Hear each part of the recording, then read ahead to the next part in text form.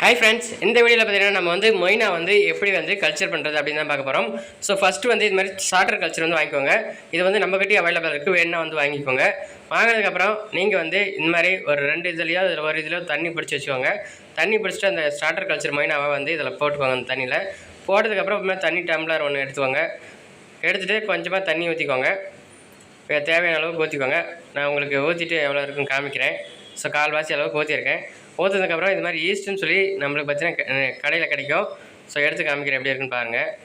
So இது பேர் ஈஸ்ட்டுன்னு சொல்லுவாங்க. இது வந்து நம்மளுக்கு வந்து ஃபேன்சி ஸ்டோர் இந்த மாதிரி ஐட்டம்லையும் கிடைக்கும்.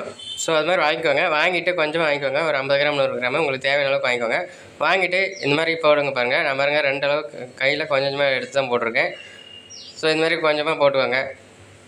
எந்த அளவுக்கு வேணுமோ தண்ணி வந்து ஒயிட்டாக மாறணும் அந்த அளவுக்கு. அதாவது இந்த மாதிரி எடுத்து ஒரு டம்ளரில் வச்சு ஃபுல்லாக 2 டம்ளரில் இருக்கிறதையும் நல்லா ஆற்றி உங்களுக்கு அந்த இது ஈஸ்ட் வந்து நல்லா கலங்குற அளவுக்கு நல்லா கலக்கிக்கோங்க. ஸோ கலந்து தண்ணி வந்து பியூர் ஒயிட்டாக மாறணும். ஸோ பாருங்கள் ஈஸ்ட் எந்த அளவுக்கு போட்டிருக்கேன். தண்ணி வந்து ஒயிட்டாக மாற அளவுக்கு நீங்கள் கலந்துக்கோங்க.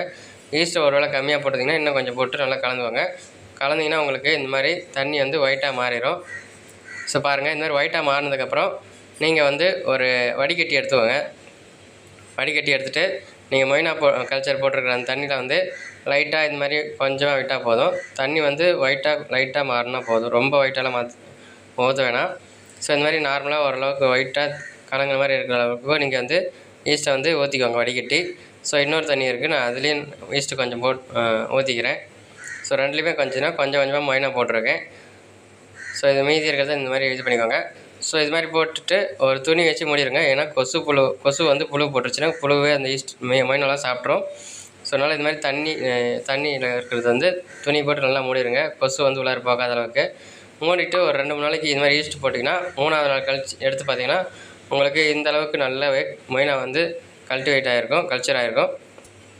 ஸோ இந்த மாதிரி ஈஸியாகவே நீங்கள் வந்து மொய்னா வந்து ஈஸியாக கல்ச்சர் பண்ணிவிட்டு அதை வந்து நீங்கள் வந்து உங்கள் ஃபிஷ்ஷுக்கு வந்து ஃபீட் பண்ணிக்கலாம்.